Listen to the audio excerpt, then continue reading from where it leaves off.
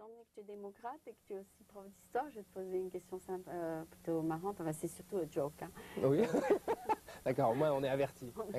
Alors, combien de pays qui ont été bombardés pendant les 20 dernières années par les États-Unis pour instituer un gouvernement démocrate l'ont actuellement fait? Oui. C'est-à-dire comme tu vois, c'est une question piège un peu. Oui, l'Irak, l'Afghanistan, tous ces pays, il y a peut-être 20, chaque année, ils bombardent un pays pour qu'ils deviennent démocratiques, qu'ils ont un système qui n'est pas dictatorial. Voilà. Oui. Combien sont devenus démocrates? Oui, je crois que mon objectif, c'est évidemment de ne pas faire d'interférence avec la politique américaine. Non, mais c'est une joke. Oui, non, mais je comprends bien. Mais il s'agirait évidemment de ne pas me faire déraper en essayant de donner des points de vue sur la politique américaine. Mais je veux bien, avoir la chute de la blague. Ok, le multiple choice, c'est un chiffre entre moins 1 et 1, 0, aucun, et...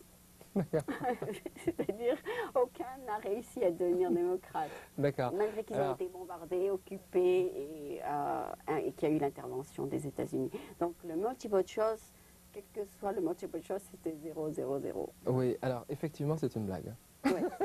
Effectivement, c'est une blague parce que j'ai des exemples de pays... Un chiffre entre moins 1 et 1, 0, aucun, j'oublie ce que c'était la dernière.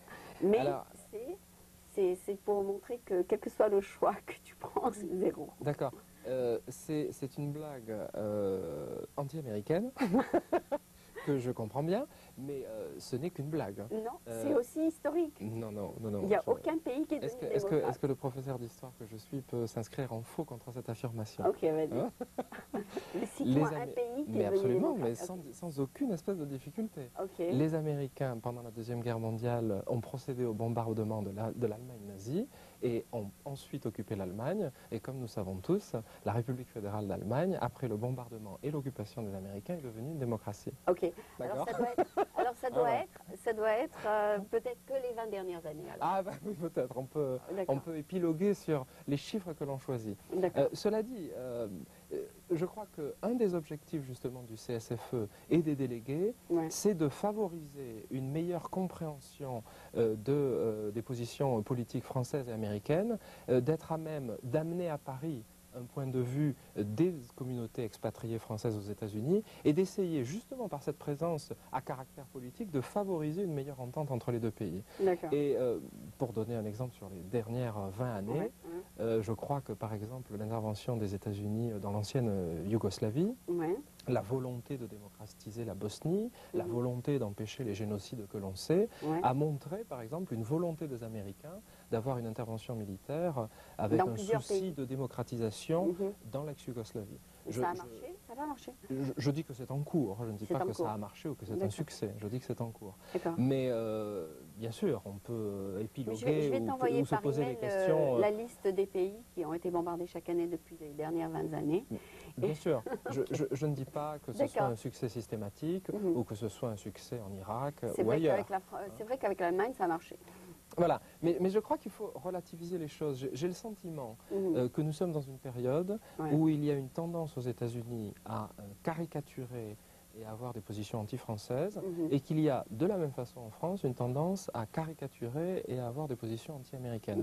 J'ai tendance à croire que bien souvent les choses sont moins simples, plus complexes, et qu'en réalité, d'un côté comme de l'autre, il faudrait avoir une attitude un petit peu plus subtile, et ça nous manque trop souvent. Mais je vais t'envoyer la liste et tu me diras si tu es d'accord. Bien sûr, bien sûr. Parce que tu es historien, toi aussi. Bien sûr, bien sûr. Volontiers. Mais tu n'enseignes pas ça, n'est-ce pas? Tu n'enseignes rien de ce qui est de la démocratisation des pays du monde. Mais bien sûr que si, bien sûr que si, bien sûr.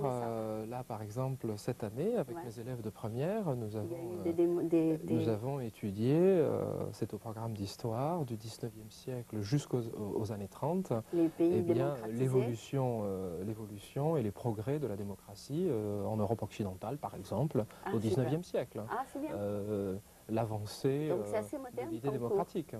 Bien sûr, mais enfin, mais c'est absolument moderne. Non, mais parce que moi, quand j'étais à l'école, j'étudiais toujours des trucs qui n'avaient rien à voir avec l'actualité. J'utilisais des trucs Eh bien, écoutez, le programme tel qu'il est défini maintenant, et un peu plus moderne.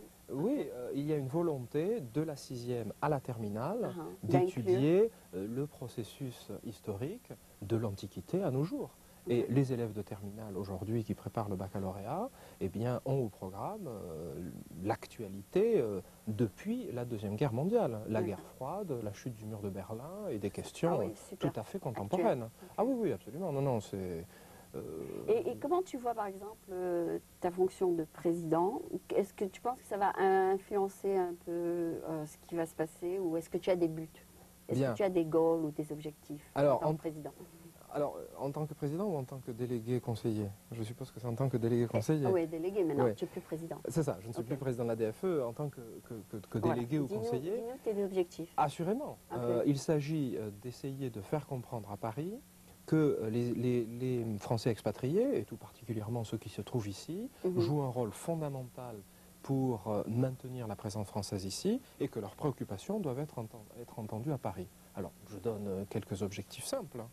Il s'agit de maintenir la présence des établissements français et d'obtenir toujours que les homologations soient maintenues, d'obtenir toujours que la France reconnaisse la qualité de l'enseignement ici. Il s'agit aussi, par exemple, de maintenir et même de renforcer la présence et les fonctions des consuls honoraires à Seattle, à Portland, à Anchorage, à Honolulu, pour que leurs fonctions soient mieux reconnues, pour qu'ils aient plus de moyens d'intervention sur le terrain. Et puis, où il y a des consulats généraux, c'est-à-dire à San Francisco et à Los Angeles, eh bien que leur rayon d'action, que leurs moyens soient maintenus. Donc il y a là des revendications très pratiques. Il n'y a pas tellement de Français dans les États-Unis, c'est ça le problème. Est-ce que tu sais, je vais te poser une autre question, est-ce que tu sais combien de Français il y a dans tous les États-Unis? Alors, les chiffres sont en augmentation constante et il y a une tendance à un renforcement des communautés françaises ici. En réalité, on assiste, la tendance globale, c'est qu'il y a moins de Français expatriés en Afrique, alors que c'est évidemment le bassin traditionnel de présence des Français à l'étranger, et de plus en plus en Europe et singulièrement aux États-Unis. Donc la tendance, alors que l'on pourrait croire par exemple que les difficultés économiques de la Silicon Valley sont en train de faire diminuer le nombre de Français, si ça peut être effectivement identifié comme un moment passager de faiblesse de la communauté française dans la Silicon Valley, les chiffres d'ensemble montrent au contraire une augmentation. Combien il y a dans tous les Alors, là, il y a un problème en fait de chiffrage. Effectivement, on ne sait pas les chiffres. Parce que le dernier livre, c'était 300 000. Oui, tu l'as lu, le dernier? Oui, oui. En fait, on ne sait pas les chiffres officiels.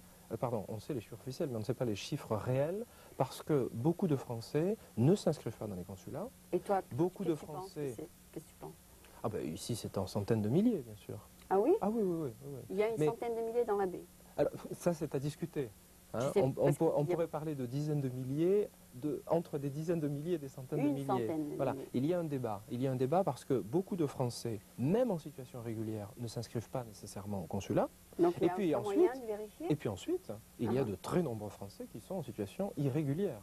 Et nous essayons, nous les associations, de les représenter quand même. Nous essayons de faire en sorte qu'ils régularisent leur situation auprès des autorités américaines, évidemment. Nous ne soutenons pas et nous n'encourageons pas le séjour de Français de façon irrégulière ici. Vous dites combien de Français vous représentez? Vous dites quoi, 100 000?